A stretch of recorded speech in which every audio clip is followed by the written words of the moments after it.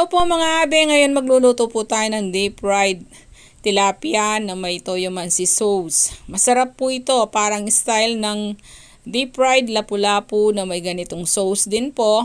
Ang ating tilapia ay malaki kaya hiniwa ko ng ganito, asinan natin. Pag pwede nang iprito, iprito natin. Medyo lakasan natin ng kaunti ang ating apoy para maging crispy sa labas at juicy sa loob ang ating tilapia. Habang piniprito po, ilagay na natin ang ating sauce or gawin na natin. Mayroon tayong chips o kuse, may kalamansi.